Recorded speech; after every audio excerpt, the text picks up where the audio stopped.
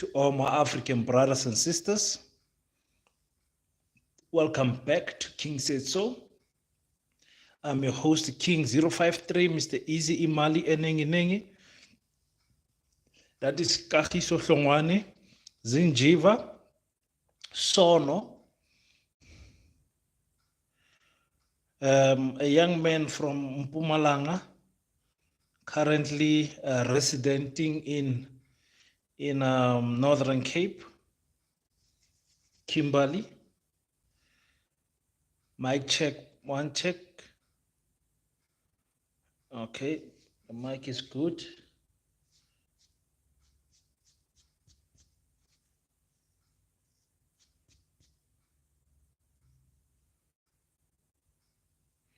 The mic is good. The mic is good.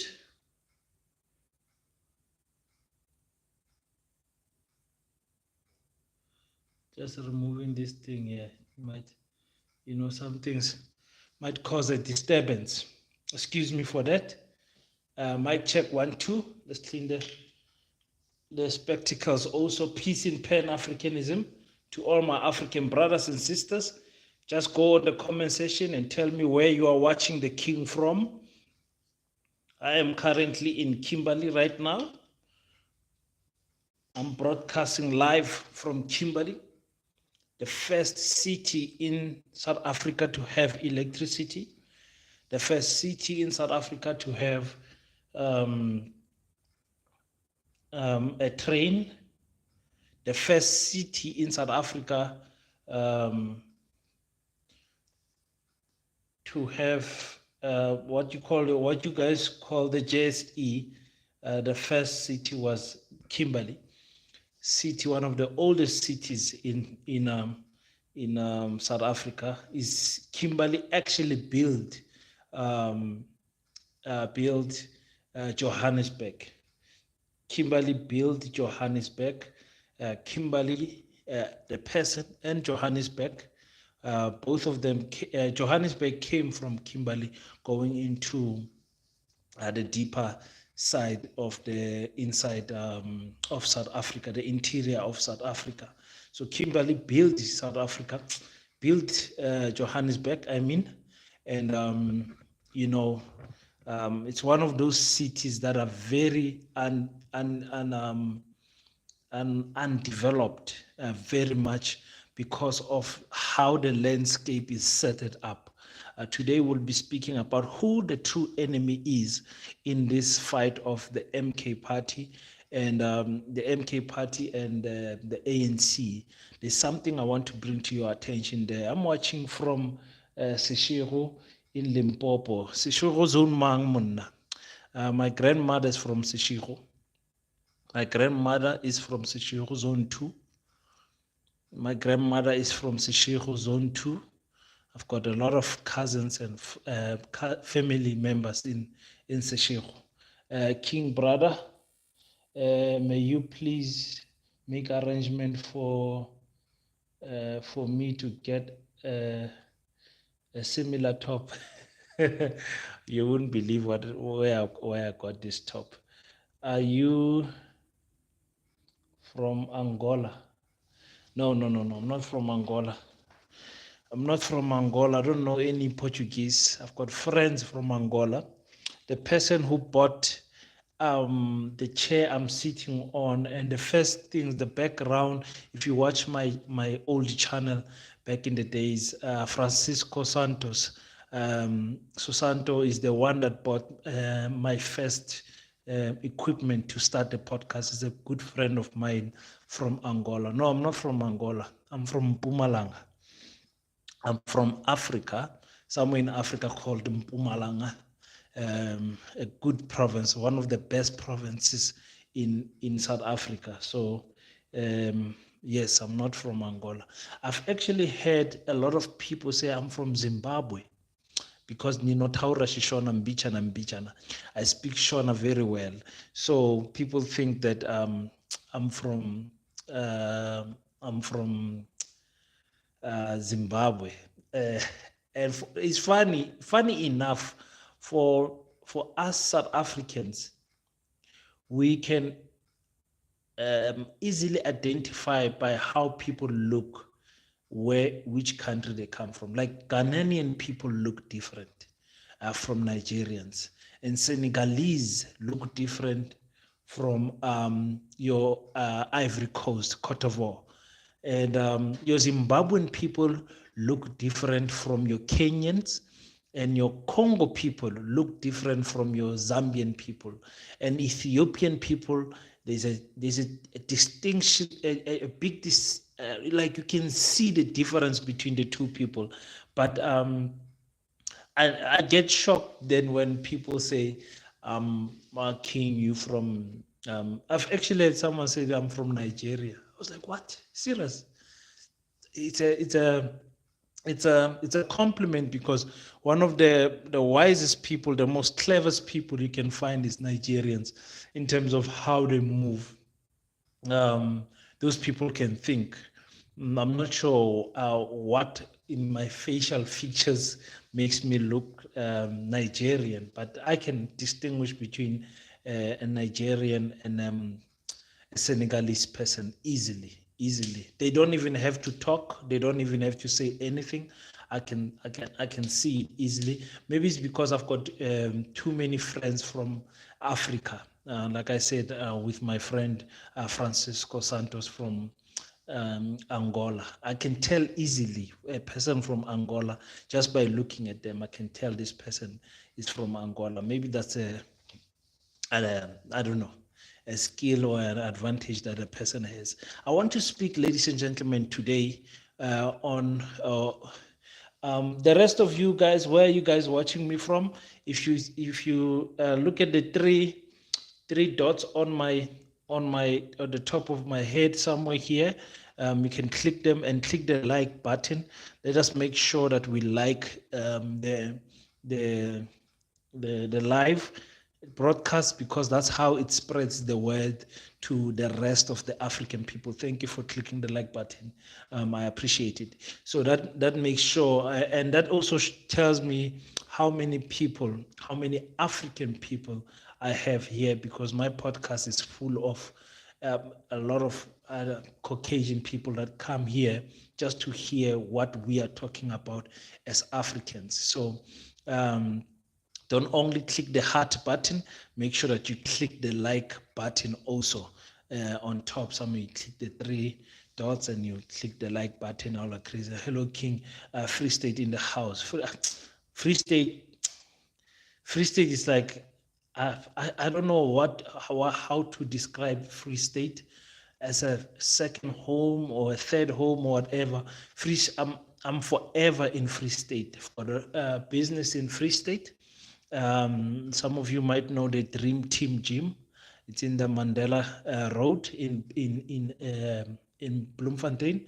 We also have a branch in Botshabelo, there the factoring. So I'm in business in Free State. So I'm forever in Free State because of the type of business I do with one of my mentors, Ntate Maoko. What is the objective of this life? So today we are speaking about many things, my African brothers and sisters, but focusing on who the true enemy is in this fight of the MK party versus the ANC. I want us as Africans to continuously remember who our true enemy is, because we lose sight fighting each other. Then the next thing, years fly by, time flies by, and then when we look at what we have achieved, is close to nothing. One of the things that I can tell you that has killed South Africa in terms of development is us thinking like a rainbow nation. This nonsense of a rainbow nation has caused the ANC government not to build one single city. The only achievements they can boast about is the two universities built by Jacob Zuma, the university in Mpumalanga and the University of Solplaiki in the Northern Cape. Black people, we are short-sighted when it comes to who the true enemy is to us as Africans. Then the next thing is we fight our own brothers with so much anger, energy, and everything, while on the left-hand side, the enemy is busy stealing and looting in front of our nose, and we don't recognize it. So that's what that's what I want to speak about today. I want to speak about that and make sure that our African people know who the enemy is. The Jacob Zuma saga continues. You have seen the ANC, what you call the ANC, the ANC backtracking or getting cold feet. KZN, Richards Bay. Thank you so much. Thank you so much for tuning in. Cape Town is also in the house. Thank you for tuning in, Cape Town. Ngintana abantu bambasa Cape Town. I'm South African, but I've only been to Cape Town once. And that was for a fight. I was going there for a fight. So it was no holiday. My wife keeps on nagging me for me to go to Cape Town. And I've got a rich millionaire friend there who said, King, just come. I will cover everything. But that just come. I never get to it because a person is so busy. It's been 2 years. The guy's been nagging, King, when are you coming? When are you coming? When are you coming? I can't go to Cape Town. So I have to make a plan to holiday to Cape Town because my wife has never been there, so I want to go there with the kids. Thank you so much for tuning in, Amanda, Cape Town. So I'm saying this. The ANC has gotten cold feet again in dealing with the Mkhonto Wesizwe situation. My question is, why do they think that Mkhonto Wesizwe people are going to turn violent at Lituli House standing outside in the street, while Mkhonto Wesizwe people attend almost every court case, not almost, every court case that Jacob Zuma is appearing in. Jacob Zuma, every time Jacob Zuma appears in court, there's always a sea of people gathering outside. Why is it that the ANC believes that this time around that there's going to be violence outside there? It does not make sense to me. There's never been any violence to the Mkhonto Wesizwe. Mkhonto Wesizwe, the media is painting Mkhonto Wesizwe to say they are a violent political party. For me, nothing could be further from the truth. They have not proven to be a violent political party. In fact, I can pull out clips of the ANC people beating the Mkhonto Wesizwe people and harassing them and doing things like that. I'm sure you can find 1 or 2 clips of Mkhonto Wesizwe there somewhere, and of the DA, of the EFF. I'm sure you can find. But I'm saying, according to me, Mkhonto Wesizwe has not what you call, has not shown us that it is who is this? According to you, is this safe to invest in South Africa as a foreigner? Real estate. First of all, are you black or white? What's this? Rick Carmen, are you black or white? This conversation is for African people. As a Pan-Africanist, I don't have any time to invest any energy in people that are not African. I'm tired of that. In fact, as Africans, when we have to speak, then we have to entertain other people's thoughts. I don't have time for that. I'm here to speak about what I'm speaking about, and it's African related. It's African related. So the enemy that we have as Africa, is the colonizer who still lives amongst us, who still loots our minerals, who still pays our brother to fight our African agenda. So you have heard us say many times that the enemy has infiltrated the camp of the ANC, meaning that the ANC is funded by white monopoly capitalists. That is true when you look at their disclosure page, who they have considered as their main funder, which is Sasol.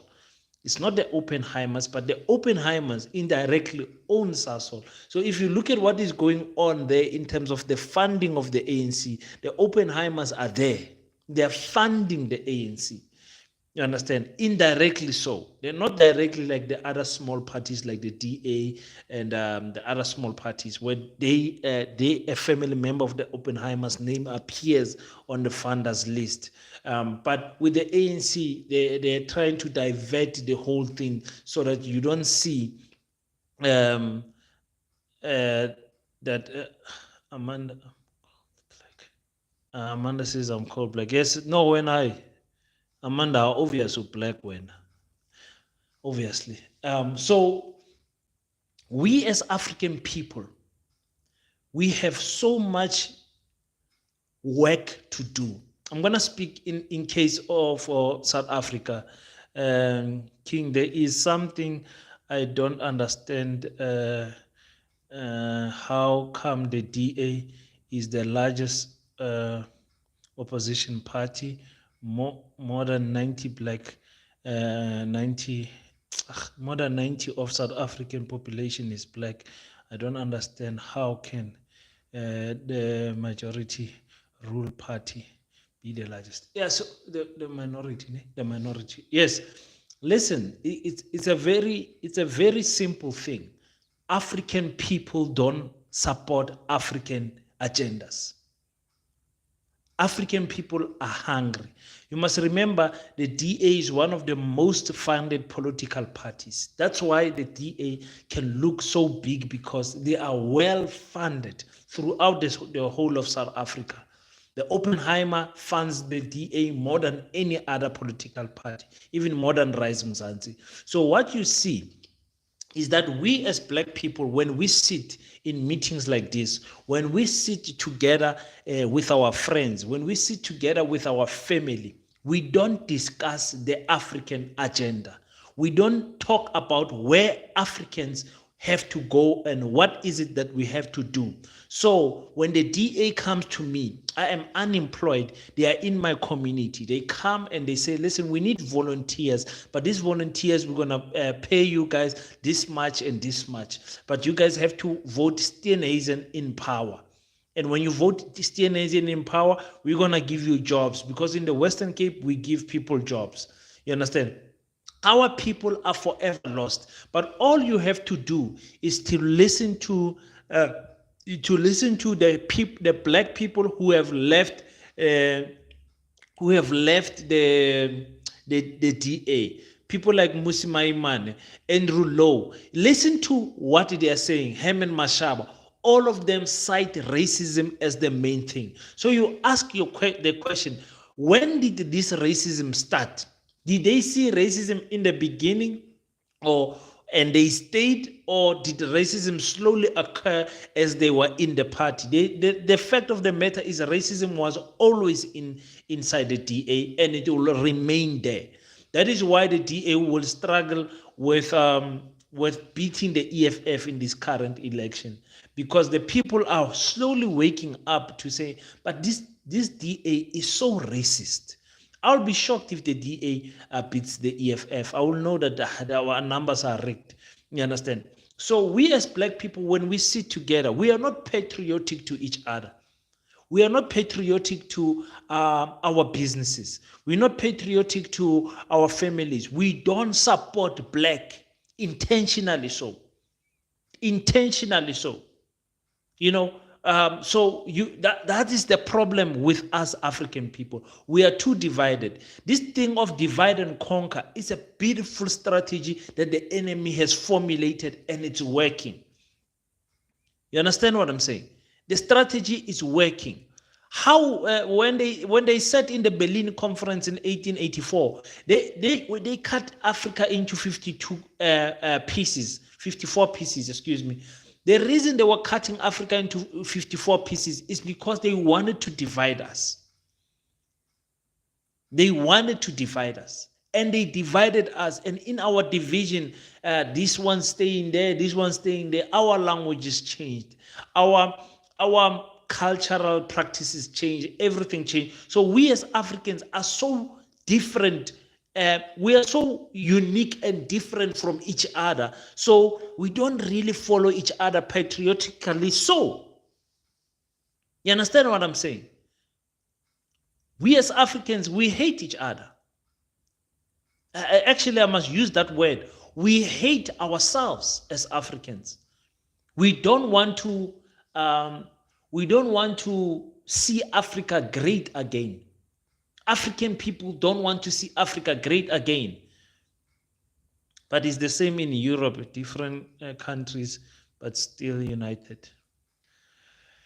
I live in Namibia. Thank you so much, Namibia. Namibia, I'm at least twice a year, every year. I'm in Namibia working there, but mostly in the border because our department the department I work for has got land in Namibia. So we work in terms of nature conservation with the Namibian government. I see Chinese men whip a black man in Africa. Why? Because we are, the same answer goes, we as Africans don't love each other. It happened in Kenya, and they kicked out that Chinese. They beat him up so bad they sent him straight to the airport and deported him immediately.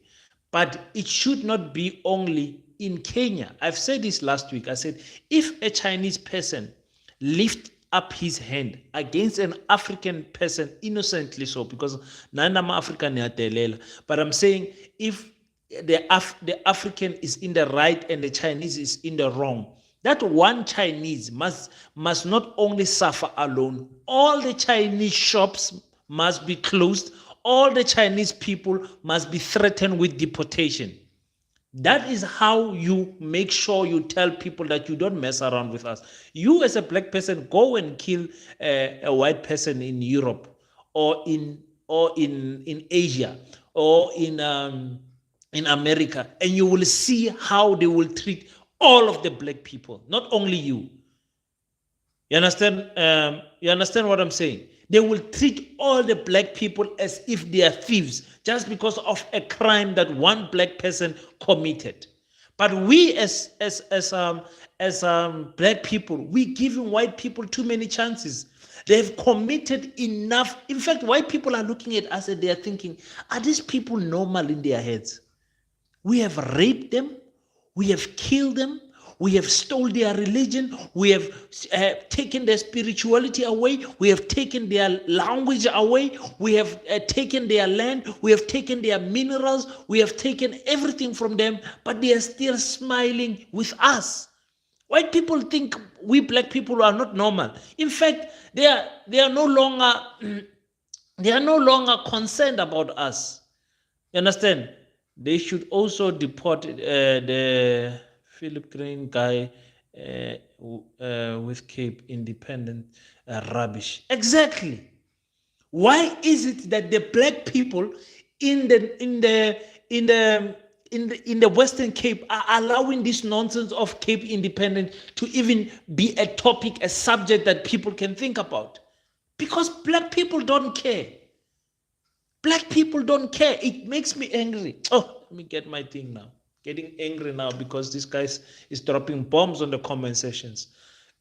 He's dropping. If you see a black person slap a Chinese, it must be Nigeria. Must be Nigeria. Well, these Nigerian people are also so weak. You know, Nigerian people, we as Africans, Nigerian people, we consider them as one of the strongest tribes that we have in Africa. You know, we consider them as one of the clans, that the strong clans, them and the Congolese, those are strong brothers. But when it comes to white people, their strength is non-existent. That's why I say we as black people, we are so passionate and so angry to fight each other. But when the enemy comes, we are so soft. Understand? They took our kindness for weakness. They definitely took our kindness for weakness, but it's not because of their foolishness, because we have proven to them that our kindness is weakness. I discovered this channel today, and I'm glad I did. Keep up, man. I'm glad already. God bless you. Thank you so much. Make sure you subscribe. Make sure you click the 3 buttons on top and click the like button also, so we can spread this live broadcast, because I did not announce. I just felt like I've got time before I shoot some videos for you guys for tomorrow morning. Every day 7 o'clock we upload videos. So that's make sure that you click the subscribe button. People, make sure that you click the subscribe, the like button also, by clicking the 3 dots there on top. Somewhere, I'm not sure which side they are, because I can't see them, and click the like button. We need the reparations. Who's going to repay us? The people that can repay you is people that are sorry for the crime that they committed. The white people are not sorry for the crime that they have committed. You understand what I'm saying to you? They are not sorry. They will never. I cannot steal your car and then I don't feel any sorrow towards the car, and you say repay me and I pay you. I'm not going to pay you anything. I don't feel sorry for stealing your car. That is a fact. There is no reparations that we're going to get like Germany got, the German Holocaust that the Germans are still getting till today. We are not going to get that as Africa. We must forget. Why? Because we are divided as Africa. That's why I ask the question. Mkhonto Wesizwe versus the ANC. Who is the true enemy? Because for me, if I am white and I see black people fighting, black political parties fighting, I'm smiling. Remind me, how many white political parties do we have? We have the DA, we have the Freedom Front Plus, we have things like organizations like the AfriForum. Have you ever had those parties or those organizations fighting each other, the white organizations? Have you ever had them fight each other? Then you've got 1 million black parties, all of them speaking different tunes, all of them fighting. It is now with Mkhonto Wesizwe that we have seen parties, black parties, actually unite. It is now. You saw the PAC go to Jacob Zuma. You saw Black First, Land First go to. You saw many black political parties going to Jacob Zuma saying, "Let us unite." Why are they doing that? Because there are some stupid, clever blacks that have united with the DA with this new moonpack shot. What do they call it? Multi-party collusion or multi-party nonsense. Black parties voting with the DA. What is wrong with us African people? Someone tell me on the comment section, what is wrong with us African people? As long as they still control our economy, expect nothing but a slap in palm. True. Many people in this country have paid the price before me and will pay the price after me. Nelson Mandela. This channel is not a channel that praises Nelson Mandela. No, I'm not that. We acknowledge him for whatever they did there, but that man got a golden handshake and sold us, man. He sold our economy. And that's the honest truth. Many Pan-Africanists will tell you that Mandela sold us. Mandela, there is no way on earth that you can imprison me for 27 years. And after 27 years, I come out to the negotiation and you celebrate me as a human being. What are you celebrating? What is it that the white people loved in Mandela? What is it?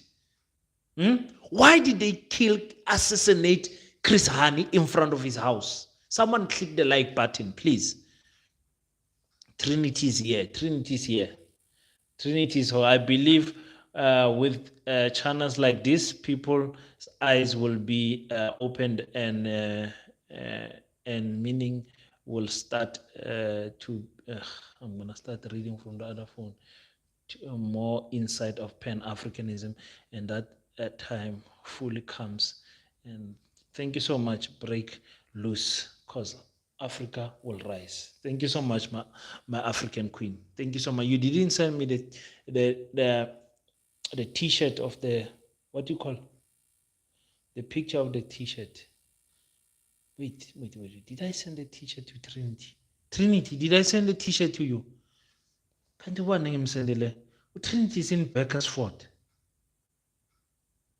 And I said last week, I'm missing 4 people that I did not send a T-shirt. I think Trinity is one of them. The other people I've sent them T-shirts. They didn't send me a picture back to say, King, I have received the T-shirts, but it shows that they have collected the T-shirt. Chris from the DA said that we are the black government, but failed land reform. And what does that mean? It means you guys don't want to take the land. So something, the economy is not an external force.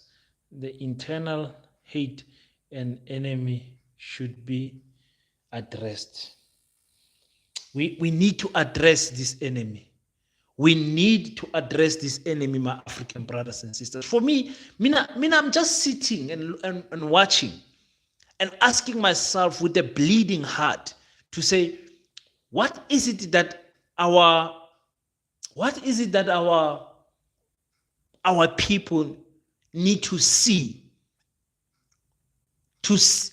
I don't know how to even word this. African people, I ask you this question.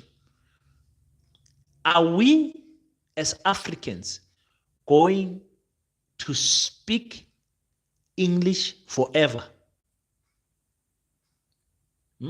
Someone on the comment section, just tell your boy King what is going on.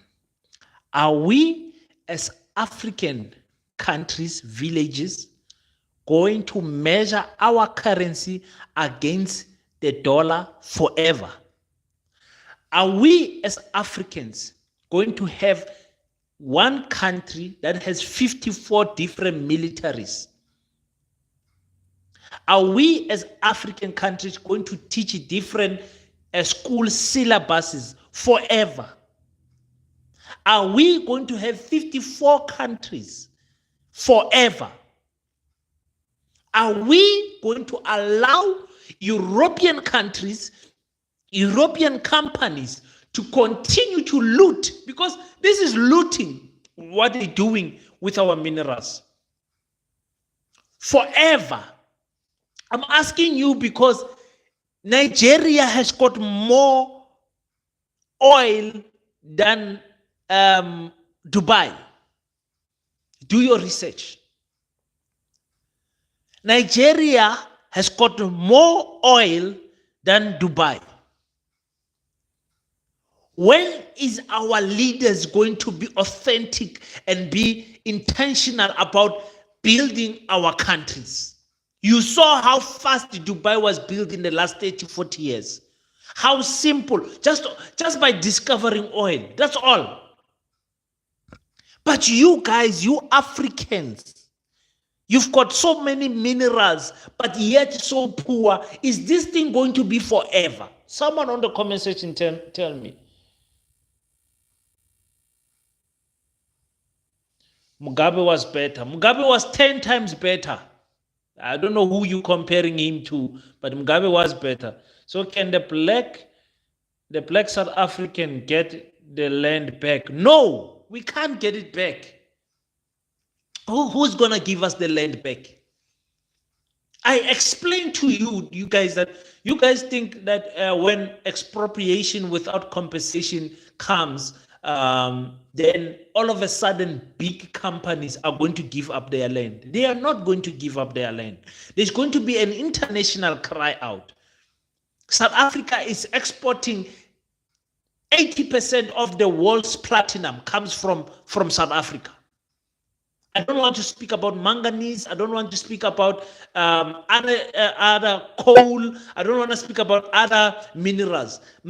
Just platinum. 80% of the world, the whole world's platinum comes from this one country. And remember, 10% comes from Zimbabwe. We can own 100% of platinum in the world if we just work with our Zimbabwean brothers and sisters. Zimbabwe is supplying 10% of the world's platinum. It comes from Zimbabwe. 80% comes from South Africa. Now, the question you should ask yourself is that who owns the land that has got platinum? Because this is what we call ownership. These mines, they own the land that is pregnant with platinum. Now, you can't go anywhere and just dig and get platinum. It does not work like that. God has systematically, methodically placed minerals strategically on the land. When you come to the Northern Cape, you find diamond, you find, what's this mineral? I'm forgetting it. When you go to Mpumalanga, you find your coal, you find your different type of minerals there, the platinum also there. You find, when you go to Gauteng and you get your gold and all of that. So God has systematically placed the minerals in strategic places. Click the like button, people. Click the 3 dots on top and click the like button so we can know that I'm speaking to my African people and not to just enemies. Because I never told you guys this, but there are informers from my workplace because I work for the state, and sometimes I critique the government party. So there are informers who watch my channel and then report me to my bosses. I don't know to what end are they trying to do this, but if the informers are here, hello haters, I see you. Thank you so much for tuning in. We enjoy the support. So when it comes to our land, we are not going to get our land back, ladies and gentlemen, because me as the Oppenheimer family, I own 200 hectares of land, and underneath that land there is coal. Underneath that land there is diamonds. Underneath that land there is platinum. So the government can't just wake up tomorrow and say we are taking back the land. What is going to happen is that remember, me as a white person, I'm employing let's say 32,000 people. From security, from shift mine workers, the boards, the shareholders and everything. We are 32,000. This is one company. You understand? You can, but you cannot just wake up and say, okay, close that company and we are taking their land back. Remember, there is countries that has done that. Burkina Faso tried to do that with France. They said, France, we don't want you anymore in our country. Pack your bags and go. What did France do? Ladies and gentlemen, they took concrete and threw it in the sewage pipes. They destroyed every infrastructure that they built. This was in the 60s, 50s. They destroyed. They said, you want independence from us? We are going to destroy every infrastructure we build. We're going to destroy it. Every tall building, every lighthouse, every church, every sewage pipe that we have built for you guys, we're going to destroy it. And what happened when in the 80s when Thomas Sankara took over, and Thomas Sankara was a young man, he died, I believe, 35 years old. They said the black people of Burkina Faso started saying, but we are suffering under Thomas Sankara because of what? Sanctions. Same sanctions that killed Zimbabwe. Black people are start crying and they say, yo, Zimbabwe was better when white people had power. This Mugabe guy is useless. They don't see what is going on. Let me try to get the comments before I go deep. Usihle uthini? Usithe. Uthi, hi, may you kindly explain what the 2 weeks after the elections may look like in your opinion? Oh my goodness. I cannot Jesus, so many comments. I'm gonna come back to that comment. Let me get into it. Together we stand, divided we fall. Yes. Zim, yes, before and after Mugabe took, yes, one of the most common problem about us Africa is to lead. Yes, we've got a big problem. If we stop exporting and start manufacturing, how are you going to manufacture? Which manufacturing industry do you own? Manufacturing company do you own? Do you know what it takes to take the raw material out of the ground and transform it into platinum, into coal, into steel, into gold? You guys know the nature of the raw material. We as Africans don't talk about this. We just say, no, we need to stop exporting raw materials and start manufacturing here. Where are you going to find those companies, those manufacturing firms? You don't even have one. That's why you're exporting these things. Those people who are importing our raw material has built the factories, and those factories are years old, decades years old. You don't have anything. Where are you going to start? You African people, you don't want to build anything. Since the apartheid government, we took over power in 1994, the ANC has not built one city. How embarrassing is that? One city. To say, this is the city that we have built. We've got population problems in Johannesburg.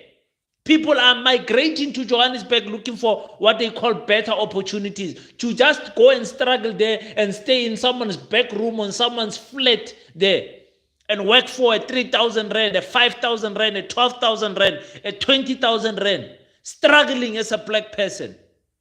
You understand what I'm saying to you? Build these factories you're talking about. And you have to make an estimation how much it costs to build a factory that can transform raw material into a final product of platinum. Steel. You understand what I'm saying, my African brothers and sisters? If we stop exporting, okay, I've read that. My uncle was a teacher. He died during Mugabe's time. Our apologies for your uncle. Let me read from the other phone. People in Zim own their own economy, bro. Everyone who owns property. Okay. Yeah, well, Zimbabwe will start improving now because the sanctions were taken off, I believe, in February. You understand? But it's going to be a slow build. It's not going to be an overnight thing. The reason it's not going to be an overnight thing is because the rest of the SADC countries does not support Zimbabwe. Only Namibia is truly supporting Zimbabwe. Not Namibia, Botswana. Only Botswana is truly supporting Zimbabwe. If we have to be honest, Botswana has opened its borders to Zimbabwean people to say, you people, you don't need a passport to come to our land. 90 days, come in free. You don't need to tell us what you're coming in. Just identify yourself and walk in. So Botswana is a true Pan-Africanist country. And their currency is, by the way, the strongest in the SADC region. I just want to get to some of those comments so that we can move faster. It's easier when I read it from my other phone. China.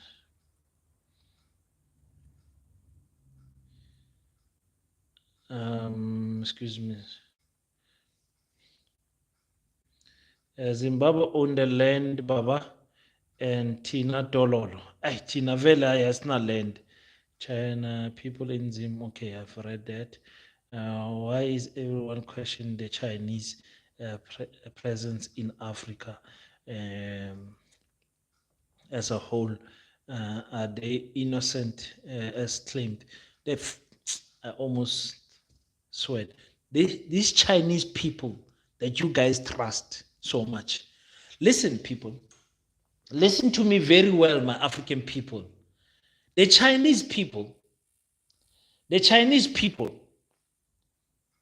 China has got what? 1.3 billion people. They make it seem as if China is bigger. And we know that China is not bigger. The reason why we think China is bigger is because we have cut Africa into small pieces.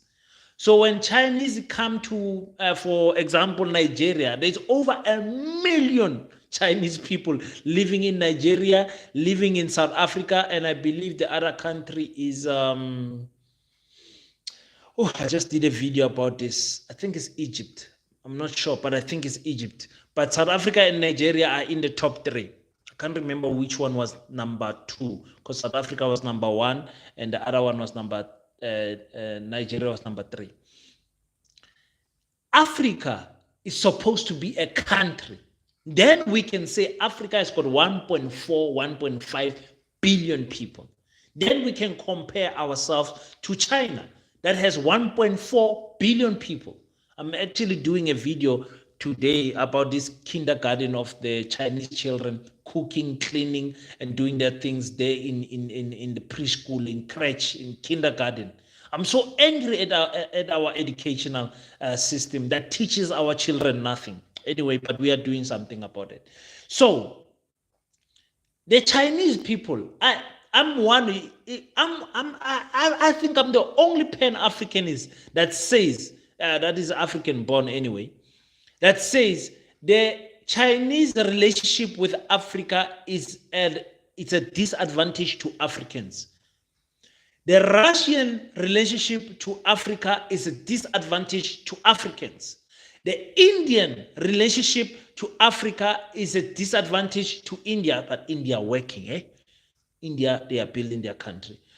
Brazil relationship with Africa is also a disadvantage to Africa because we look out for handouts from these people. We don't build anything. How can China come to South Africa and build us an airport? Africans, we can't build an airport for ourselves. I'm just asking. They say Chinese government has donated a library in Nigeria. A library. We can't build a library for ourselves. Can somebody tell me? We as Africans, we are so lazy that India must come and help us to build a hospital. What is wrong with us as Africans? Are we children of a lesser God? What is going on with us as Africans? We are still in topic speaking about who is the true enemy in Africa. Let me just get some more comments there. Chinese are not innocent. I really wanted to swear the Chinese. I don't like them. I don't like the way they're treating us in China. And now that mentality that they have in China, they are bringing it to Africa. And we are allowing them to think that they are actually better than us. A black person suffers in China. An African person suffers in China. They treat you like less than a dog. And you know they eat their dogs, ne? You know those people eat their dogs. Hey, Tina South Africa, see Linja icon. So the Chinese people are that evil. I don't care about Chinese. What do I care about Chinese? Why should I be a pan-Africanist that care about other nations? I'm here for Africans. That's it. Don't want to hear anything else about any other nation. They can do what they're doing, it's fine. But let me do what I'm doing here on my land with my people. Click the like button, people. Click the like button. Make sure that you click these three dots here on top, and you click the like button there. Or they are the other side, they are this side. Please click the like button there. Thank you so much. Better than who let's see. Let's get, no doubt my brother, ANC is our biggest enemy. Check how Zimbabwe is rising. Zimbabwe, the current Zimbabwean currency, what do they call it? The ZIG is already stronger than the South African rand. I mean, what type of craziness is that? Zimbabwe is growing. In the middle of the night, let's go, man. King, we must have a chat about who killed Chris Hani. Oh my God. Yeah, I believe that our people killed Chris Hani. Yes, it was a white man that pulled the trigger. But I don't think, what's his name? Yalush Walush, whatever that his name is, who killed Chris Hani. I don't think he would protect an African person to this length. That's what confused me. If it was a black person that told him to kill Chris Hani, it means that somewhere, because this guy got life imprisonment. He got out of prison after 27 years, I believe. He served 25 years, and 27 years he got out. If I was him, I would not. As a white person, why would I keep this secret to the grave? Because literally it was to the grave, man. The man is old now as he got out of prison. We need to have a serious talk about that. We need to have a serious talk about it. I'm hopeful that it's not a black person that gave that instruction. I hope it's not more Mandela in them. So last born syndrome. SA has got a last born syndrome. What should the solution be? Chinese population is 1.4 billion, and India is 1.4. Yeah, but we as Africa has got more, and they're lying to us about those stats. Remember, they want to make them seem as bigger than us. So true. What about the US? We don't care about the USA. Those ones we don't care about. Remember, we as Africans need to be patriotic to other Africans, especially our lost brothers and sisters in the USA. Look at how they treat them in the USA. Just look at how black people are treated in the USA. Look at that. And remember, the reason why we should fight for our African brothers and sisters in the USA, unlike you and I, who is born in Africa, they know no African language. They know no African tradition. They know no. There is some practices and culture. Let's say culture, not tradition. Some culture that was taken over that side that they are still doing, but they honestly know nothing about their birth continent, which is Africa. They are the one that loses the most, because where they are, they think it's home and it's not home. USA has got the most military camps in Africa, more than any other country outside Africa. So we cannot trust the US. How can you trust that old man? What is their president's name? Josh? No, not Josh is the old president. What's the president's name? That old man that's always falling and can't talk properly. They must just get that crazy one Trump back. I would say bring Trump back, because Biden, yeah, Joe Biden, yes. Thanks so much. So we can't trust. Listen, African people, we can't trust anyone if they are not African. Full stop. Don't tell me about Pluto. Don't tell me about Mars. Don't tell me about China. Don't tell me about Russia. As long as they are not Africans, no, let me not say Africans. As long as they are not black, we can't trust them. We can't trust them. How can you trust the USA? How can you trust the USA? For what?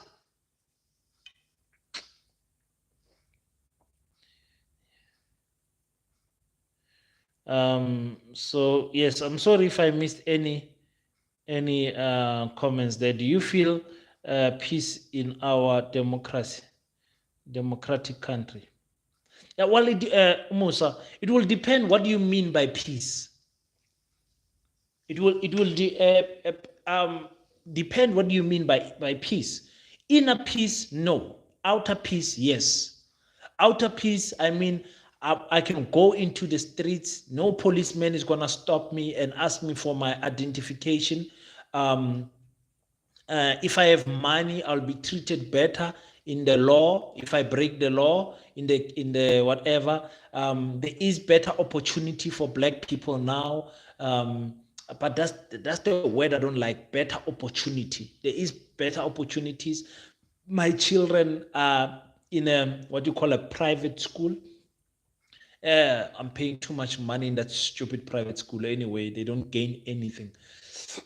And there's better peace in terms of movement. But when I talk about inner peace, I'm talking about the peace within that says your ancestors were slaughtered. What are you going to do about it? Your land was taken. What are you going to do about it? Your economy was taken. What are you going to do about it? That is the peace that I don't have as a Pan-Africanist. You understand what I'm saying? So there is peace, yes, relatively so there is, but not a peace that must be celebrated.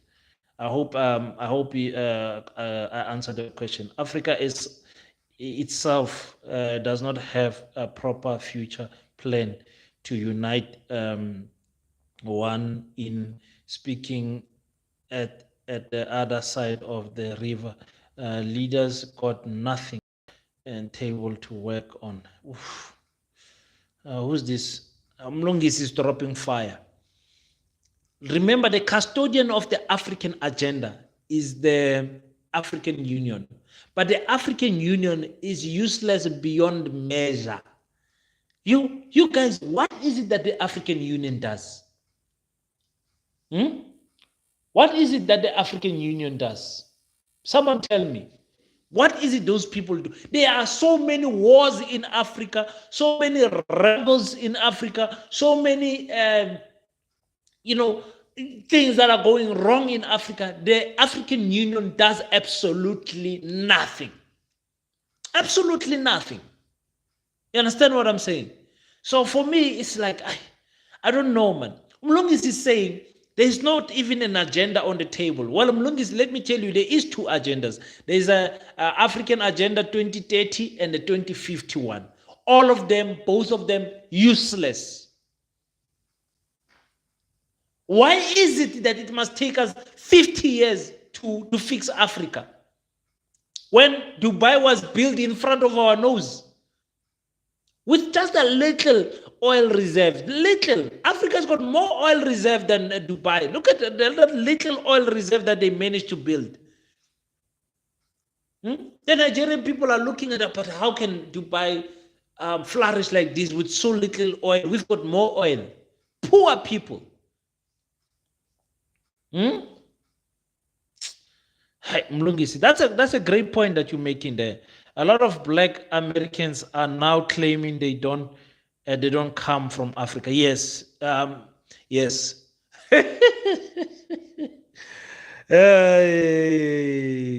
Yeah, we've got that problem here in Africa also. A lot of our white people here are claiming that they don't come from anywhere else. They come from South Africa. Ooh, we've got that problem. Listen, the reason why our African brothers and sisters from America, specifically, let's speak about America, is because we are not calling for them. We are not calling for them. The African agenda has got nothing to do with rebuilding relations with our lost African brothers and sisters, our lost families who were on the slave ships and were taken there. So remember, when they took them in the slave ships, they made sure that they mix them also. So one from Senegal, one from Ghana, they will mix them when they got there, and then they will sell them, what we call slave trades. So now me as a South Africa, I'll be mixed with, for lack of better country to choose from, Namibia. I'll be mixed with a Namibian. We speak two different languages. When we get to America, we get taught English. And our children are going to speak in English. So our African heritage gets lost in the years. So our African people, when they say we don't come from Africa, what they actually mean is they don't know where in Africa they come from. Most of them.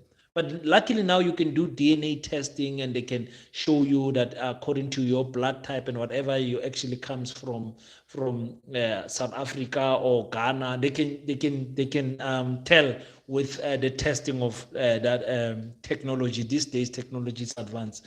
But I'm saying to you, we are not calling for them. We are not reaching out.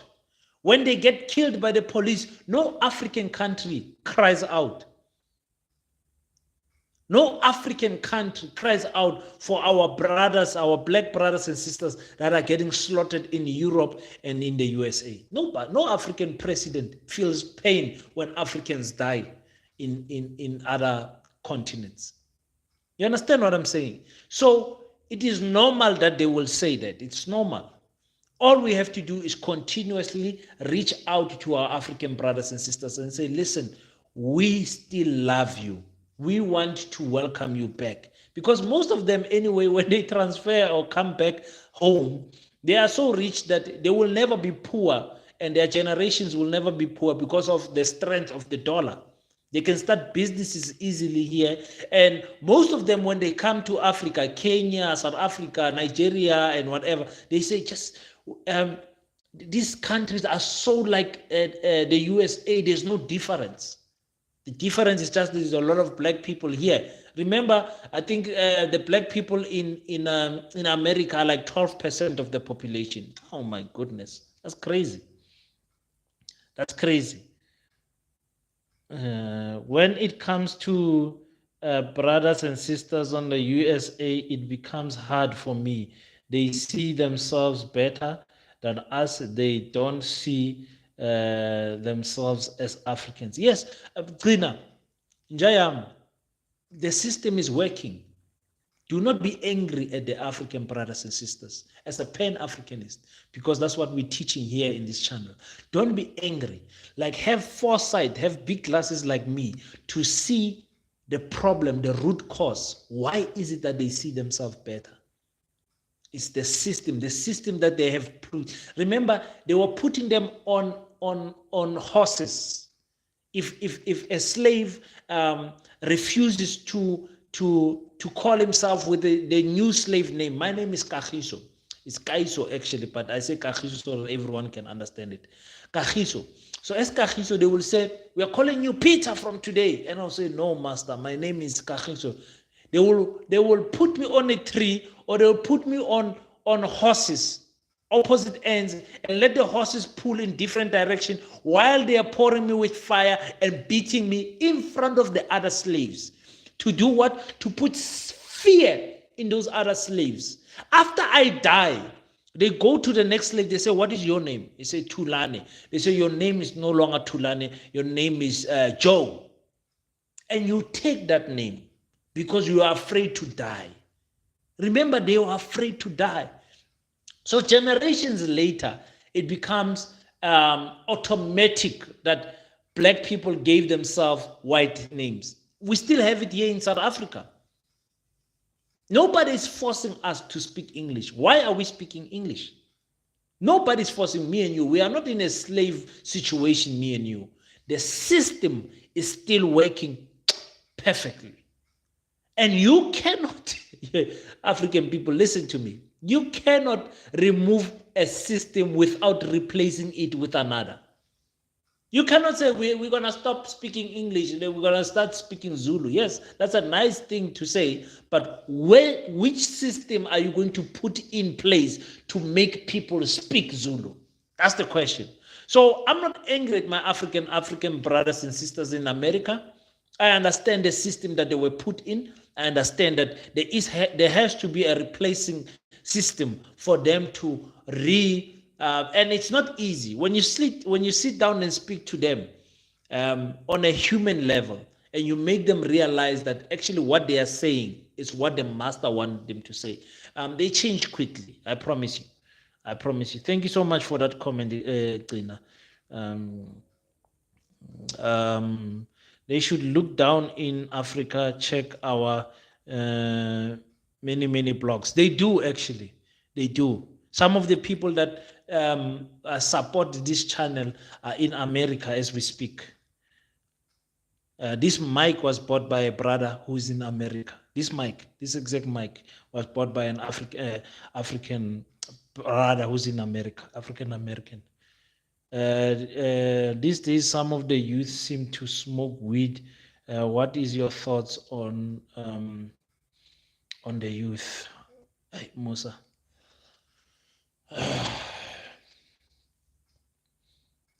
You see, my problem when it comes to alcohol and weed and whatever is that I'm judging from a point of view where I don't drink, I don't smoke. You understand? So I don't know the difficulties of trying to quit alcohol. I did smoke, I did drink, but years ago, but it wasn't. It was never a weekend thing. It was always peer pressure. You know, friends are doing it, so I never took money out of my pocket and bought alcohol or weed. The first time I smoked weed, we went to a camp at the school, a school camp, and then some children bought weed and I smoked weed, and it was nice. We were high and all of that. But for me, luckily, I never stuck in those things. And I can tell you, in my family, we have that problem of alcohol and weed. It's difficult to overcome that thing. It's like I said, I always look at things as systems. So when you take away someone's alcohol, you need to understand, they say alcohol makes them feel bubbly and feel happy, they're having fun and all of that.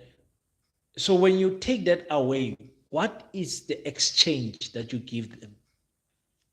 For me, I'm a gym guy. You give me a punching bag and give me some friends. We can gym, we can run. It's easy. For a person that has been drinking since 14 years old, they are now in their 20s, they are now in their 30s, they are now in their 40s, 50s, some 60s. They've been drinking for decades. What is the replacement for that drug? Because remember, the enemy used also this drug to poison us. Alcohol was given to slaves that were behaving in a manner that the master wanted. It was like a reward. It wasn't like a reward. Understand? But because we did not have it at our disposal, we abused it. You don't see many white children having alcohol problem, especially here in Africa. But you see our children suffering because of our brothers and sisters suffering because of the addiction of weed. I'm an artist myself, so I meet a lot of artists that cannot function without smoking weed. I don't have an answer. All I can tell you is that I've seen alcohol, I've seen weed destroy families. That is a given for me. It's nothing that I would wish for my child. I hate having my children in atmosphere where the other family members are drinking. I don't want my children to normalize drinking and smoking, because most of the time it ends in violence, especially in my family. So I hate alcohol and weed with a passion, and that makes me come up across as a boring person, because many people do it. In fact, in December, when I was in Guyana, my grandmother, my father's mother, called me and said, "But what type of a Shongwane are you that does not drink?" All of your uncles are drinking. All of your cousins are drinking. I was the only young person under the age of 35 who does not drink. The rest, all of them were drinking. Funny enough, on my mother's side, on my mother's side, they don't drink. On my mother's side, they are ZCC, very church-going people, very religious people, and you know how ZCC people are. They don't drink. So when you drink from my mother's side, it's taboo. It's like, oh my God, look at this rubbish. But on my father's side, it's celebrated. It's like, yeah, we all drink type of a thing. Let me not waste too much time on that because, like I said, I don't drink or smoke, so I can't make any informed judgment on that. Damn ANC, it balanced me on it. It it blames on the apartheid from 30 years ago. Yeah, everything comes from apartheid. Remember, the apartheid system lived beyond 1994. It never stopped the full stop after you guys voted for Mandela. Then it stopped. Apartheid never stopped. The system continued till today. Um, um, I'm from Harlem. There's more Afrocentric people here in America. African Union helped to join in the G20. You guys want me to swear today? I don't care about the G20. Let Africans. Libya was great under uh, uh, Gaddafi. Gaddafi is one of the best Pan-Africanists I know. So patriotic to his people. I've got nothing bad to say about that man. He's not black, but he's a true African. He took care of his people. There's nothing bad I can say about Gaddafi. I promise you. But you saw the system came in, Gaddafi was killed by the same old people that he was providing and protecting. Um, there is a prince from Dubai who is busy buying a lot of land in Africa. Yes, I know that. No African leader is talking about it. They are buying land here. Why? Because they think that they can transform our land. Why do they think they can transform our land? Because we are not transforming it ourselves. Huh? They're buying land. They bought how many hectares? They bought so many hectares in Kenya. They bought so much land. I saw that those articles. These people are buying land everywhere in Africa because we Africans are not using the land. You know what? Are we becoming jokes, people? We're becoming jokes. Don't forget to click the like button. Amina Bakoa, Afro-Cuban father in the Cuban Revolution. Blessed, my brother, blessed. King, you did not read my comment, brother. And English is for black people. That is the reality. English is for black people. That is the reality. Daughter of the Hassan. Let me see which comment are you talking about. I'm sorry, the comments are coming in fast and hard. So, yes, I might have missed your comment. I'm scrolling too much. I can't find it now. What do you mean English is for black people? Me too level. Let me see what's going on here. I don't know what do you mean English is for black people. I don't know.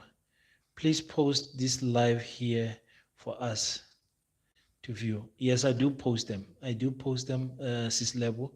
I do post them. Don't talk shit no longer. What's this one saying? Um, uh, Let me see. Me too. I'm African American. That is not true. We have befriended black people throughout the diaspora. We have found that we are not alike. We are learning to accept that we are unwanted. Yes, that is true. Like I said, our African brothers and sisters, we don't call out proper to them so that they can feel the love that we have for them. We love them so much. We love them so much, but love is an action word. If we don't do it, nobody will feel the love. You understand what I'm saying? So we need to unite with brothers like Dr. Uma Ifatunde, the former Uma Johnson. We need to make sure that we love our African brothers and sisters, and they know. And we need to meet, have functions, have programs that are mixed with Africa and the USA, African people, and all of those type of things. We seriously need to talk about the alcohol abuse amongst Black people. Now in Telesa, please tell yourself, no, been loved ever. Yeah, no, we love you, man. We love you. Facts.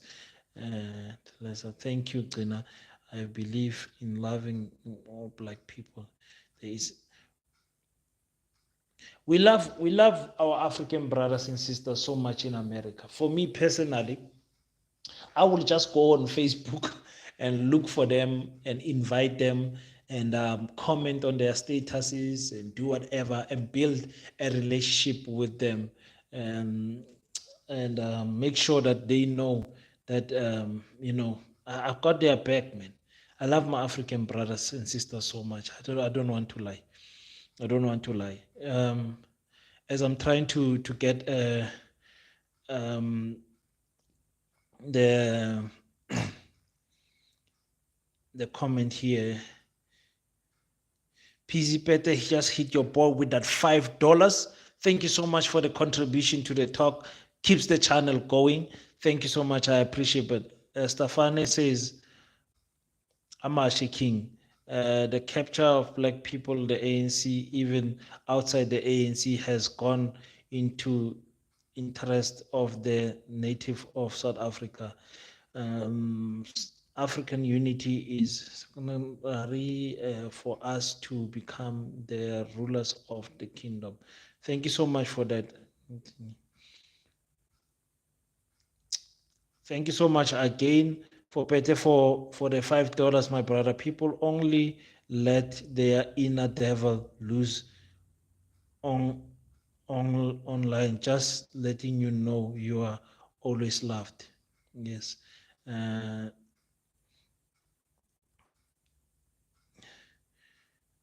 So yes, my African people,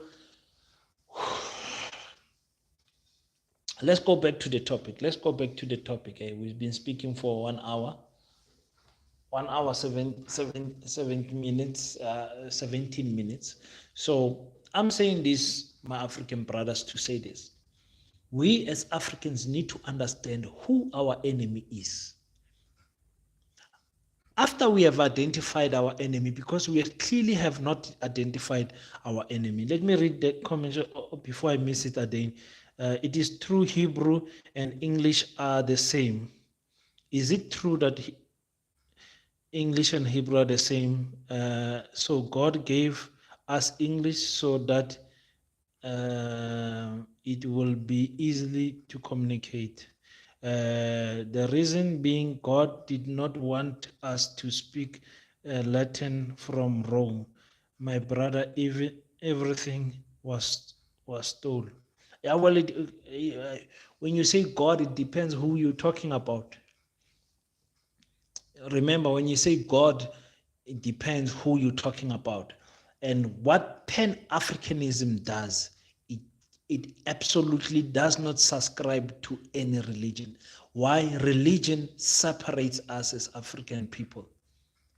Once you are Muslim, you don't subscribe to Christians. Once you are Christians, you don't subscribe to African spirituality. Once you are African spirituality, you don't speak to the atheists and whatever. One thing I can tell you with a lot of certainty, without any doubt in my mind, is that English is not a language from Africa. That one I can tell you for free. So if there is a God that gave you English as a language, that's okay. You can we are using it because we are slaves of the language. It's not supposed to be a normal thing for us as African people not to communicate in our languages. English kingdom, the British kingdom has taken over the world, and I believe that Africa has got the potential to reverse those claims of the English kingdom. And it does not have to be in other continents. We just have to do it in our continent. We as Africans need to speak Kiswahili, all of us. That's it. English was first language. Yes, of course. It's no question. I don't know how someone would think that English was given to us by God. English was given to us by a lashing. We were forced to speak this language.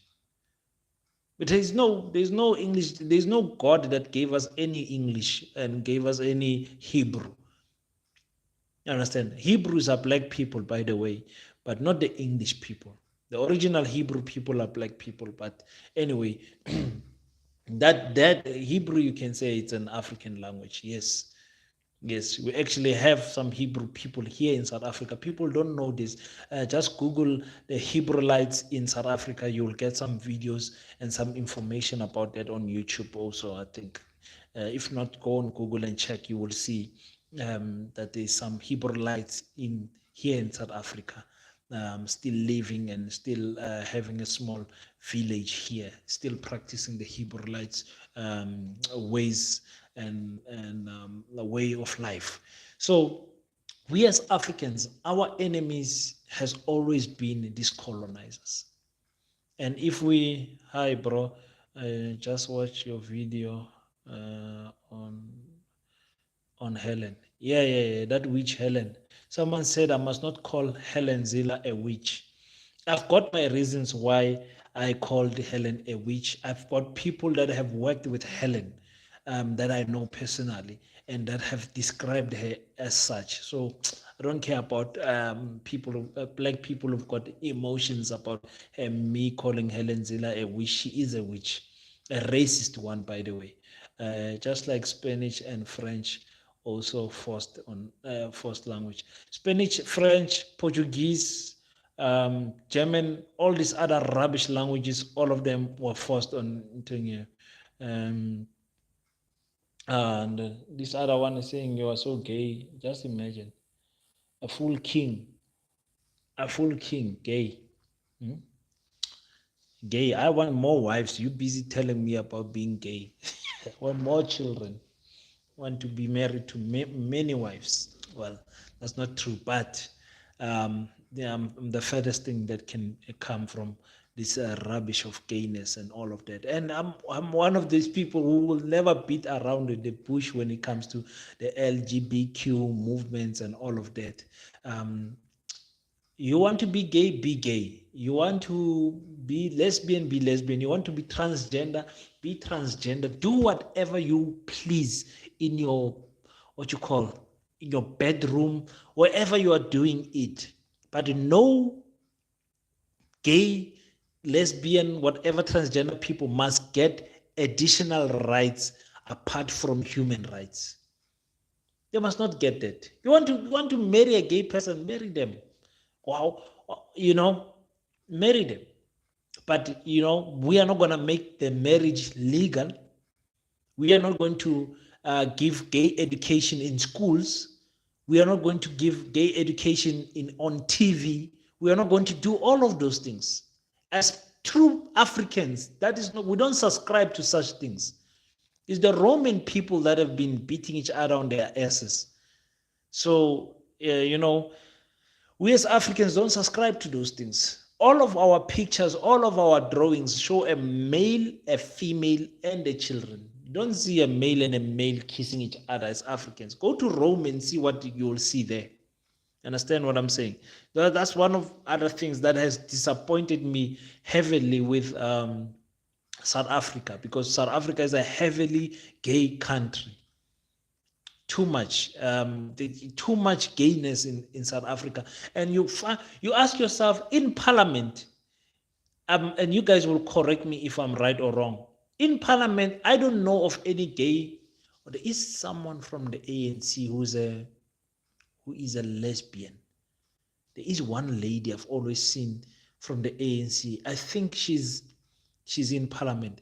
But in South Africa, maybe 99% of our parliamentarians are married or are straight. They call it heterosexual, whatever they call it. They are straight people. They date the opposite sex. But how is it that people that date the opposite sex then passed a bill that gay things must be passed in our country? Gay people must marry gay people. It shows you that they are actually not in control. You understand what I'm saying? So for me, as an African, I don't subscribe to that. I don't subscribe to those things. And you get hated for speaking like this, but I don't care. What am I going to lose by telling you that I don't subscribe to gayism and gay culture? Now they don't want you to call them him and her. They are thee and they and all that nonsense, because they do that behind closed doors. Yeah, probably. How do you know? How would we know? Maybe behind closed doors. Because if there is a room of straight people, but on the table there is a bill to pass the right of gay people to get married together, why would straight people pass that bill? Why would straight people pass that bill? If you want to go gay, that's yours and choice. Don't publish it. Yeah, that's it. That's it. You do your thing. King, what's your thoughts? Where is the starting point to make the dream come through of uniting Africa? There is no uniting any Africa until we get rid of the borders. Every country in Africa should be a state or should be a region. There should be the South African region. There should be a Zimbabwean region. There should be a Nigerian region. And all the region must get what you call your prime ministers. And from all your prime ministers, they should vote for the African president. They should not be. We as Africans think that we can unite even with our borders. We can't. We can't. There's no uniting with our borders. Why? Our borders separate us because of culture and traditions. Nigeria alone has got more than 200 languages, for Christ's sake. And we call us our multi-rainbow nation country in South Africa. But we only have a few languages compared to other African countries.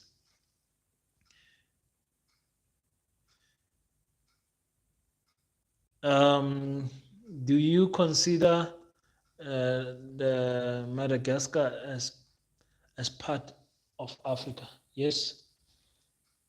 Yes, I do. I do. Madagascar is part of Africa. King, in your opinion?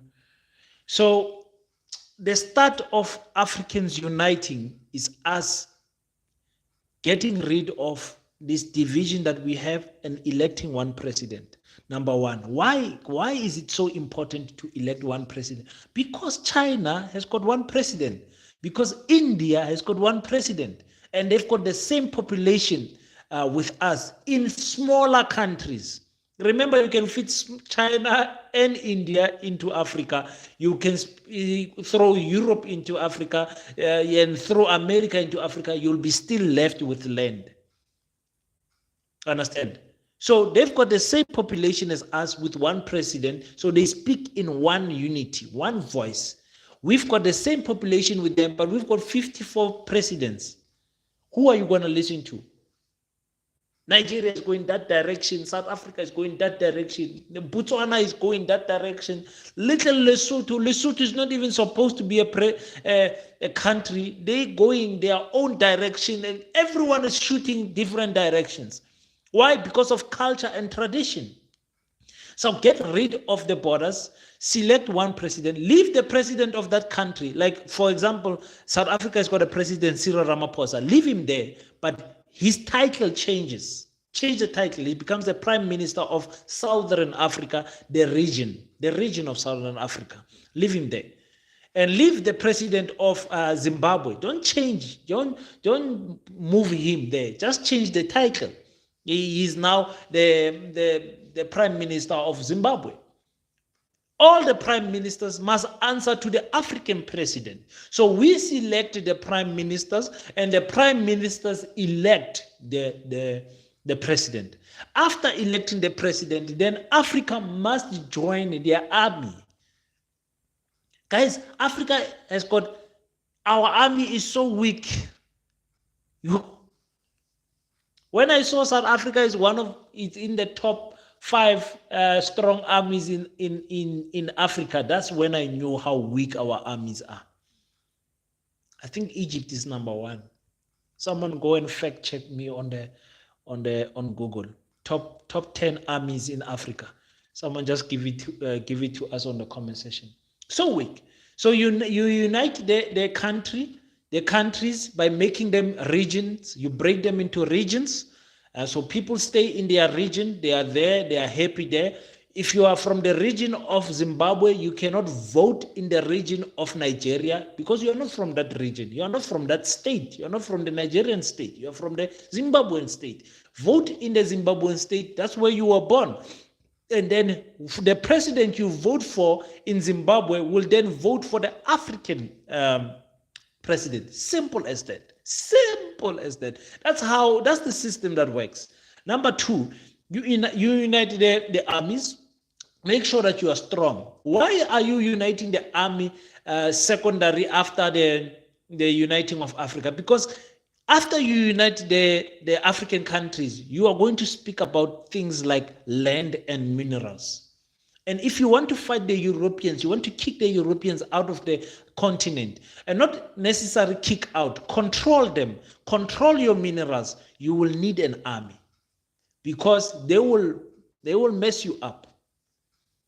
You don't have drones. You don't have robots. You're still using AK-47. You poor African countries. You're still using hand grenades. What on earth? Make sure, guys, you click the like button. Okay, click the like button. Place these 3 dots and click the like button. It's 200 of us here. There cannot be 29 likes. It's impossible unless I'm speaking to people that I don't know. If you want to, okay, I've answered that one. I'm still gonna come back to what I was saying. In KZN and Cape Town wants to be countries on their own. There's no such thing that's gonna happen, Lips. The unity of Africa would more than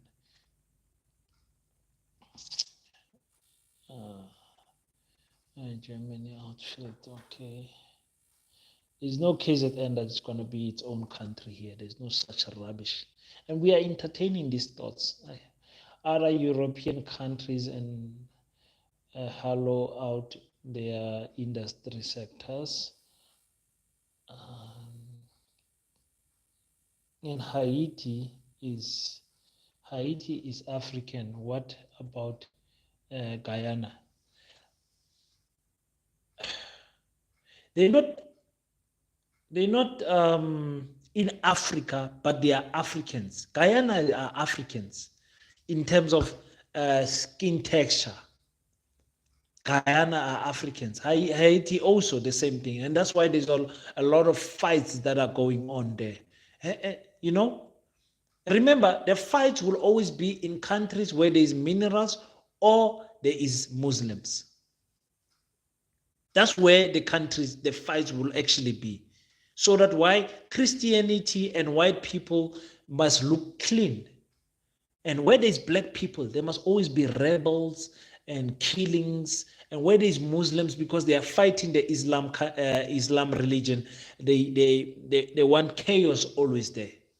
You understand? In the Middle East. So you understand what I'm saying?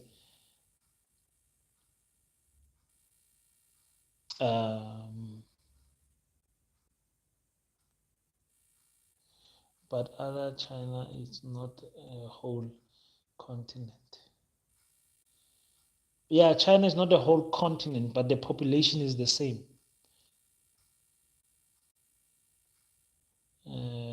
Yes, Egypt is number one. Algeria is number two. Then us, I guess us is South Africa, and then Nigeria. Nigeria absolutely has no army. Nigerians can't beat the rebels that are in the north. And I've always asked this: how many people are in a rebel camp? One rebel camp, how many people does it have? 200 people at most? No, 300 people, 500 people? A rebel camp.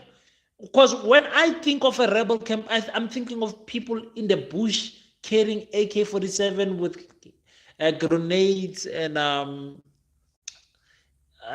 eating there in the bush there, harassing people with no guns and all of that. When I think of an army, I'm thinking about a hippo. I'm thinking about a fighter jet. I'm thinking about helicopters. I'm thinking about bazookas. I'm thinking about serious things. So you are telling me the army of Nigeria can't beat a rebel camp? I'm not laughing because South Africa will also fail. South Africa is just lucky that our colonizers are happy here. So they don't want that type of destruction. That's the only reason why we don't have rebel camps here, because we don't own the minerals as Africans. You understand what you're saying? Thank you so much for that. Which country are not using armed rifles and only using robots? No, what I meant about that, Cele, is that when you look at the technology that China is developing, that Russia is developing, that America is developing, is non-lethal, non-deadly form of ammunition, meaning the drones, the robots. Just Google the robots, army robots built by China, Russia. You'll see what I mean. They look like people, like your RoboCop. So they are building an army of those things, and those things, they even have ones that look like dogs that carry ammunition on their back. So that's what I mean. We as Africa are not even thinking along those lines. If you don't know, now you know, because you know your boy is Antonio, well informed. Egypt, Algeria. I don't understand why Algeria has got a strong army, but Algeria is a big country, ne? In terms of land mass. Is Algeria not the biggest country in terms of land mass in Africa? It will probably take South Africa country to unite first before we join, don't you think? No. It's easier when the uniting comes from every angle in Africa. That's the sickness that we South Africans have. We think that let's first solve our South African problems before we can help Zimbabwe, before we can even talk about Namibia. Let's first talk about South Africa. It doesn't work like that. It does not work like that. We as South Africa need Lesotho because Lesotho is supplying 70% of the water in Gauteng. Imagine if Lesotho said, no, we don't want to supply water to you guys because you are killing our Lesotho brothers and sisters in your country for mining. For mining. And I understand some of them come here with heavy ammunition and doing crime and all of that. But I'm just saying, uh, um, I'm going to end the talk very soon, guys. We've been talking now. I've been talking now. I still need to shoot some videos. What time is it now? It's 10 o'clock. Okay. We are a mess, and it is said how shallow we as Africans are. We blame each other for the colonization, and anything beyond religion beliefs. Ubuntu is key for getting about our division. Yes, thank you so much. What what what is this one saying? What, there are rebels everywhere. They are not rebels everywhere. The only place you will find rebels is where there is minerals.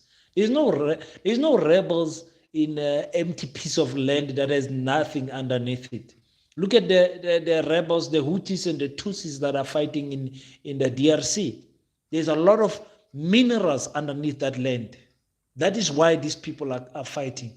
And remember, these other rebel camps are funded by the USA and Europe to fight the country army. So that is what is going on.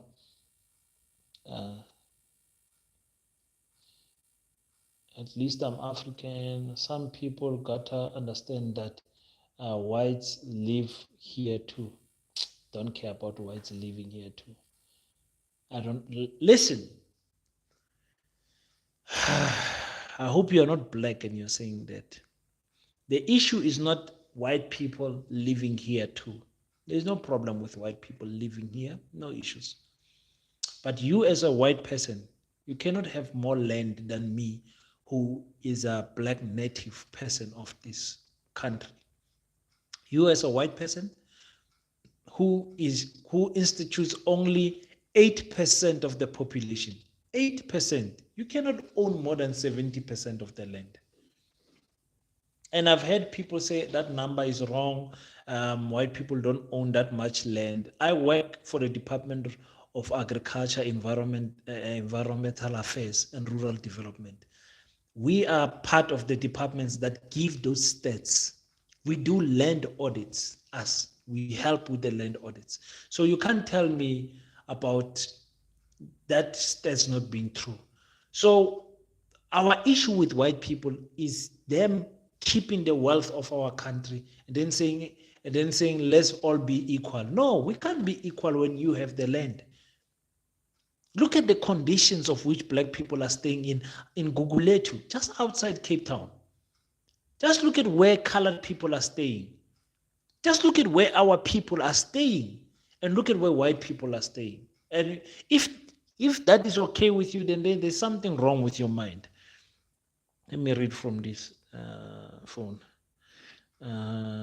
So I think in Nigeria, the rebels are using girls' warfare tactics, of which implicates American Navy SEALs in Vietnam War. I don't care what they are using. A rebel cannot beat an army of a country. Is this some international armed conflict discussion? Incomplete. No, we're not speaking about that. Africa has always been weak with weapons technology, even going back to the ancient times. That's not true. Who told you that? Who told you that? Google a book um, um, titled Africa Before Colonization. African, what's the, why am I forgetting this king's name? Mansa Musa, the richest king in the world, who traveled the world. He was putting ships and weapons and telling the people he wanted to find out. As a king, he was rich and bored, and he wanted to find out where the earth ends, because we are those people who believe that the earth is flat and somewhere it ends and then you fall. I'm one of those people that still believe that, by the way. I believe that it's in an oval shape, but the land is flat. There is an oval shape, the sky above it, the water and the land below it, and the ice around it. I believe that that's how Earth is. Understand? So I don't believe Earth is rotating around the sun. I believe the sun and the moon is rotating around the Earth. That's my belief. Don't attack me on the comment section. That's what I believe. That's what I believe. I don't think the Earth as a country, as a planet with its mass, it's rotating some type of sun that is so much bigger than it. I don't believe that. Anyway, what question was I answering before I said that? Shout out from Kenya. Thank you so much, Kenya. Thank you so much. Salute King. Keep up the great work, and I'll spread the good news. Thank you so much, man. Thank you so much for the contribution to the entire. SADC countries must first unite as one nation. I agree with it. I agree. That's why I'm saying it must be done in pockets of groups, not South Africa fixing itself first, then Zimbabwe, then no. SADC and the whole SADC countries, South African, Mozambique, Lesotho, Swaziland, Namibia, Zambia, Zimbabwe, Botswana, and who else? Malawi, Tanzania, all of them must unite at the same time. My African people, we've been talking for some time. I'm very thankful for your company. I'm very thankful for your company. There's still some video. Is India any good in Africa? I want African solutions for African problems. Indians, yeah, I wouldn't say it's good. The help is there, just like China. The help is there. Technology-wise, they are more advanced than us. But I don't see anything good that is not coming from Africa, if you understand what I'm saying. Indian people, uh, I think you can feel what I'm trying to say about Indian people. It's the same thing. It's not exactly the same with China, because Chinese people are very racist to black people, very racist. The Indians, not so much, also racist, but not so much. But I don't, I don't, I'm not excited about India helping Africa. I want Africa to help itself. Isaac says the true kingdom don't participate in nonsense of speaking, recognizing of just here nations. The Khoisan kingdom is championing the struggle to unite all African kingdom. Thank you, Mr. Isaac. Yeah, I stay in the Northern Cape, so personally, I work also with the Khoisan Kingdom, the San and the Nama people. I work with them, so I know that. Yeah, I still don't understand why those languages are not official languages in Africa. In South Africa. I don't know. I don't understand how we celebrate them, but we don't put them part. You mean that India are just concerned about their king, their things? Yeah, India is India will always listen. Remember, there are minerals that you cannot get anywhere else but in Africa. And India and China needs those minerals, like the cobalt. It's a mineral that you convert into battery power. You find it, and 80% of the cobalt comes from Congo. So you need that power to power cars, cell phones, and TVs and everything, because we are moving away from fossil fuels, né? From your gas and your petrol and diesel. So India also needs us in that regard. And also, what do they call that mineral that you change into? You see that what do you call it? Mother body that you put on a computer and a cell phone. That silver thing, or sometimes it's gold. You need minerals from Africa for that. So India gains a lot from that. You understand what I'm saying? So I don't know. I don't know. Maybe someone can name one good thing that India has done for Africa. Someone can name it on the comment section. I'm not aware of any. I'm not aware. And remember, the products and the technology that they build, actually, they are targeted to be sold to Africa, because Africa is their biggest market. So that's another thing we should think about. We as Africa, we are their biggest market. That's why they want to be around us, because we as Africans don't buy African made things. We are so proud to buy made in the USA, made in China, made in Thailand, made in wherever. As long as it's not made in Africa, we as Africans we want that Italian brand. We want that French brand. We are that I almost said something, but you understand what I'm saying.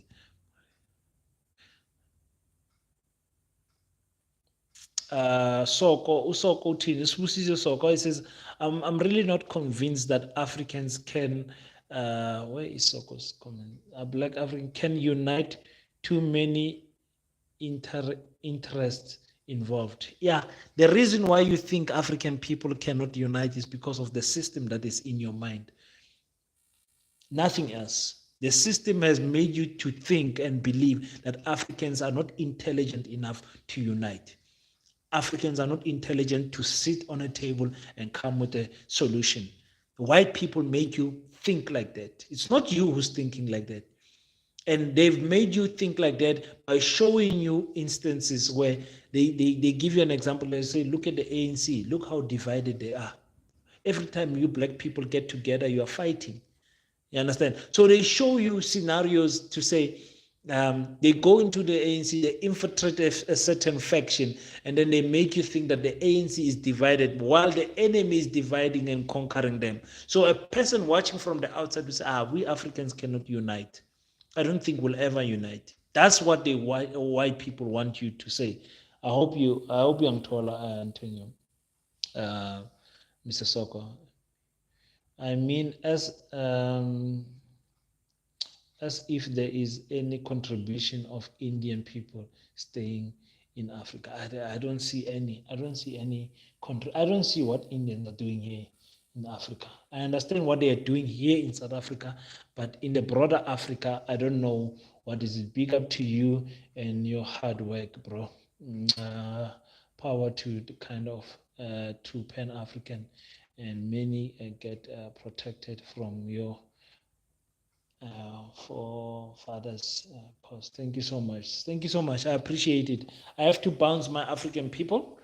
I really enjoyed the talk with you guys. Let me make some few videos for you guys, and make sure that tomorrow you get some videos early in the morning. I'm very grateful for your support, people.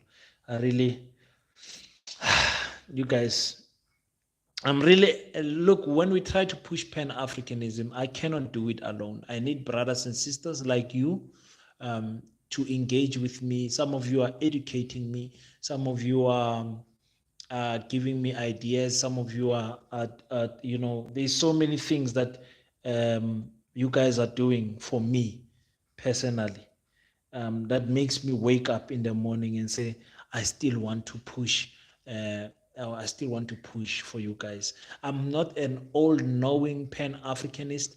I'm a young Pan Africanist. I'm a small young man, still learning. But I have made an intentional decision in my heart to be pro black and be unapologetic about it. That's my first stance. So for me, that is where I start to say, when I see a black person, I see a person who has suffered enough and now needs unity, needs protection, needs provision, needs opportunities. That when I see a black person, I celebrate them as the first being of this world. I celebrate them as the mother. The mother nature has made us the strongest people. Understand? So I love I love my African people. King, before you go, where can I get your boxing matches? I tried searching on YouTube. Let me see. Is there a boxing fight of me on YouTube?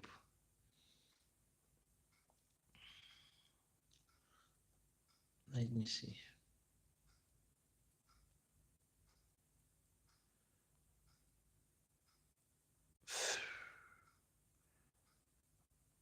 Let me see.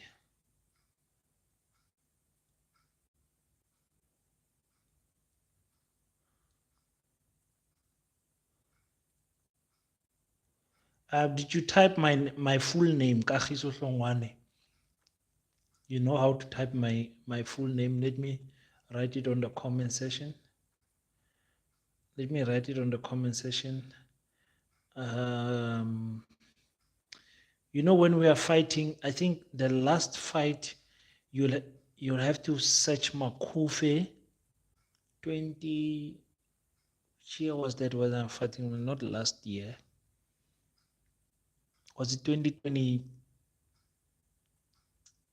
Yeah, Makufe 2022. If you let me search it with you, so that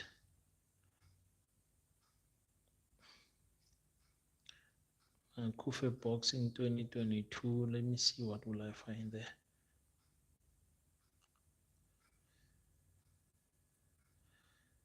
Let me see, because they, man, what are you doing? They go live and then they don't. You know how SABC does their thing.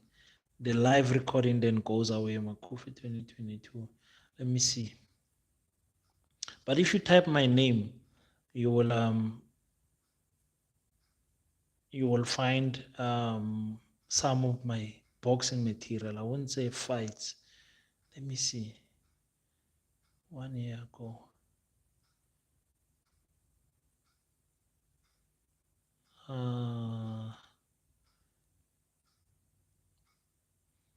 My goodness, I also can't find this thing. I have to sit. I have to wait and think. Let me write my email here so that I can send you. I can send you a link once I get it. Let me write my email down here so you can get my thing here. Do you mean Africans only? What do you mean African only?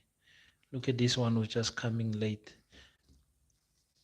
I don't understand why should the person explain what do you mean Africans only? Africans only invited. Africans only discussions. Africans only don't want to speak to anyone else.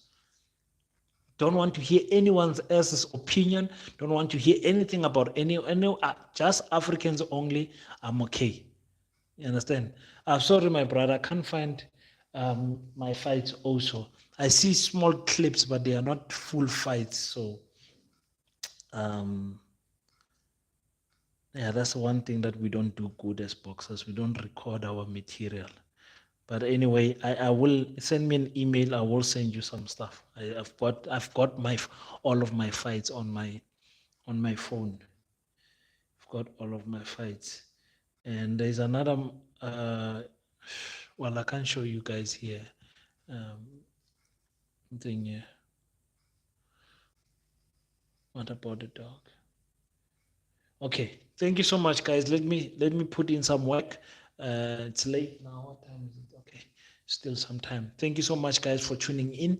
Until we meet next time, don't forget to pray. After you pray, stand up, African child. Do your best so that God can do the rest. Peace in Pan Africanism. I salute you.